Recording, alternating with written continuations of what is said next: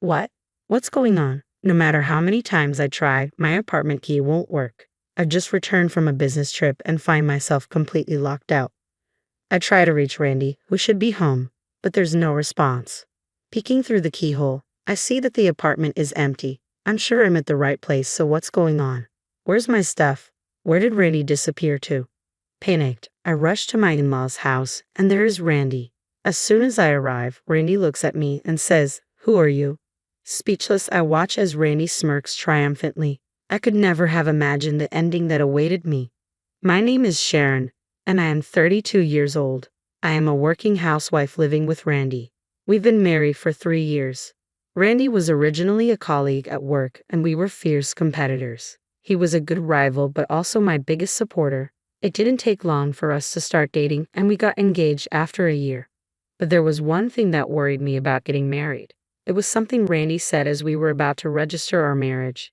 "Sharon, I'm thinking of quitting my job after we get married." "What? Quitting your job? Why would you do that?" I asked, stunned. "Actually, I've been thinking about this for a while. I want to use my experience to start my own company." "Your own company?" "Yeah, I want to start a business and do something bigger. So please let me give it my best shot." He bowed his head, and I could see the sincerity in his eyes. I didn't know how to respond. I wanted to support Randy as his biggest advocate, but quitting his job to start a business was a huge risk. We were married now, and I hoped to have kids someday. Was it really necessary to sacrifice our stable life for this dream? I couldn't voice my concerns to Randy. In the end, he quit his job as soon as we got married and used all our savings to start a staffing agency. People often said, "Wow, Randy is amazing. Aren't you proud your husband is a CEO?" But I didn't feel that way at all. My female colleagues, especially my good friend Marilyn, seemed to understand my unease. "Starting a business right after getting married is too risky," Marilyn often said, echoing my thoughts. "I agree with you, Marilyn." I wanted to say no, but I couldn't. "Be careful, Sharon. Randy tends to push things through based on his mood." "I know. I've seen him make mistakes at work because of that." "You'll have to keep an eye on him, Sharon." "I will. I'll listen to him regularly and do what I can. But the truth is, I've only ever done my current job, so the world of entrepreneurship is completely unknown to me." "Why did Randy suddenly want to start a business, and why a staffing agency?" I asked, but Randy never gave me a clear answer. Though Randy had started his own company, it seemed he hadn't thought things through. He hired several employees right off the bat, but with little work coming in, the labor costs were skyrocketing. In today's world, there are countless staffing agencies online, so offering face-to-face staffing services was, to put it bluntly, reckless. Randy used to be competent at his job, but ever since he quit, his ideas seemed to be running dry.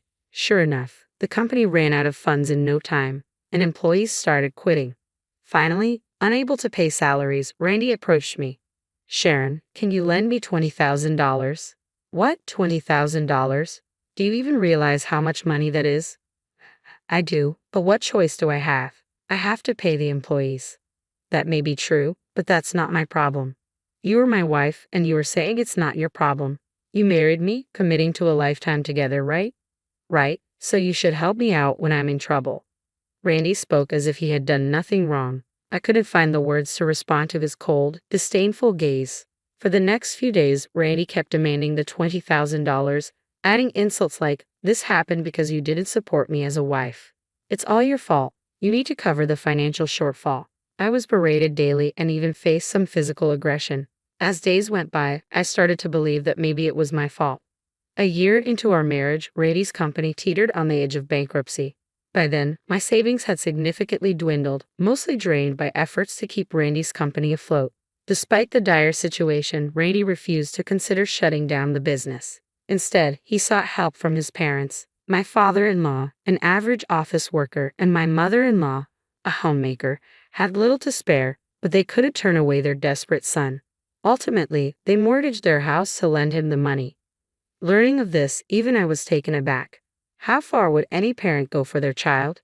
If Randy's company failed, they'd lose their home. Unfortunately, my fears materialized when Randy's company collapsed within just 6 months, leaving us drowning in debt. Following the fallout, Randy seemed to lose all drive to work.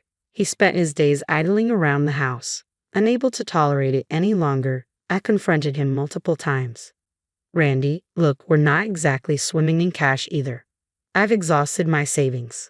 Can you please start looking for a job? What? How can you be so heartless? I'm devastated after losing my company. This is not the time for that. We owe money to your parents. They'll be fine. Their house is collateral. Do you even understand what that means? If things continue like this, they'll lose their house. It doesn't matter to us. My parents are old. They might as well be useful for once. I can't believe this. I never thought you'd be this kind of person.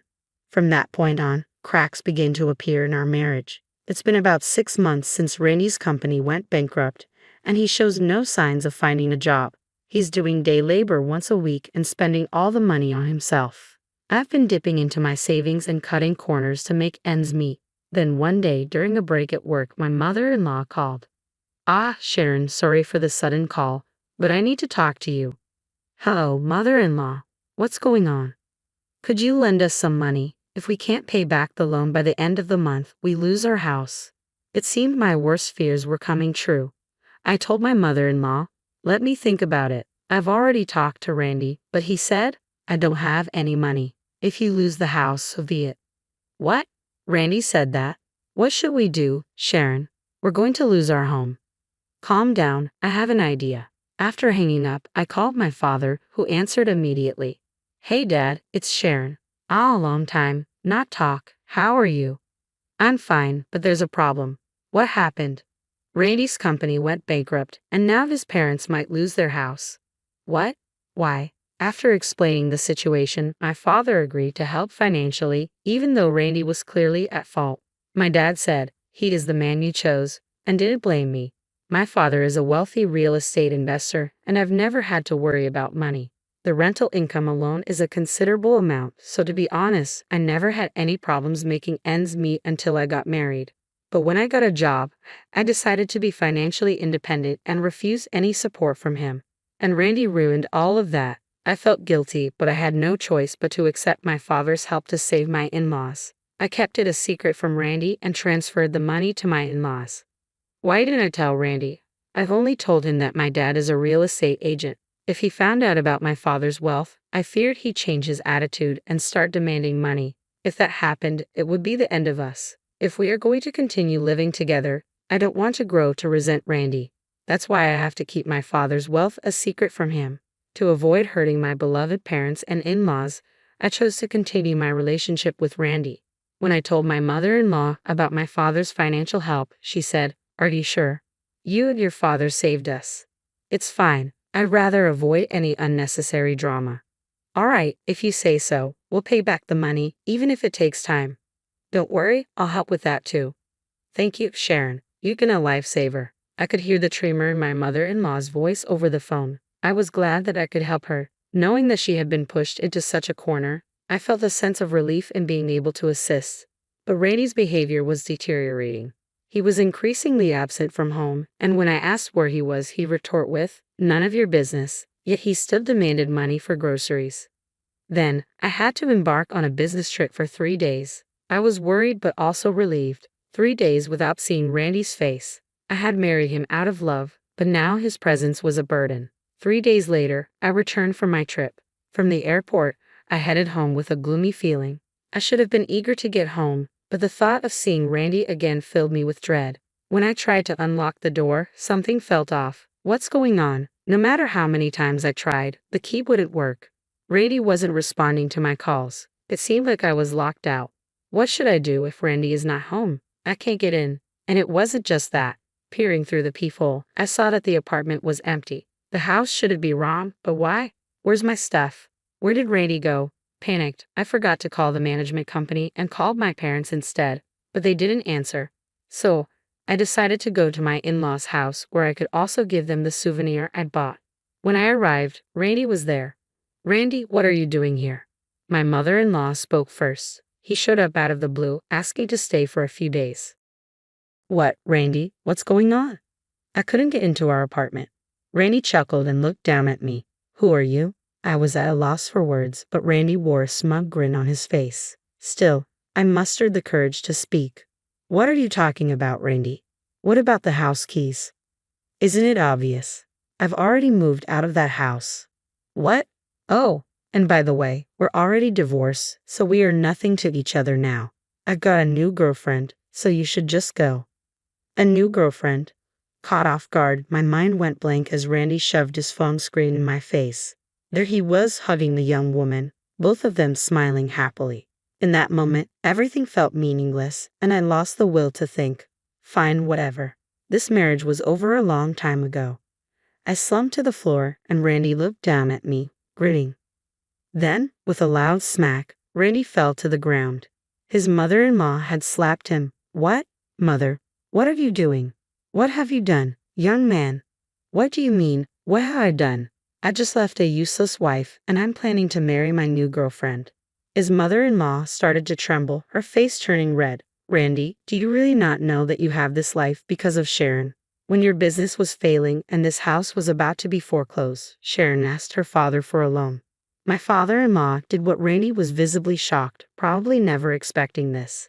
His mother-in-law didn't hold back. And yet you, how much trouble do you need to cause others to be satisfied, Randy? Even your mistress grew tired of you and disappeared.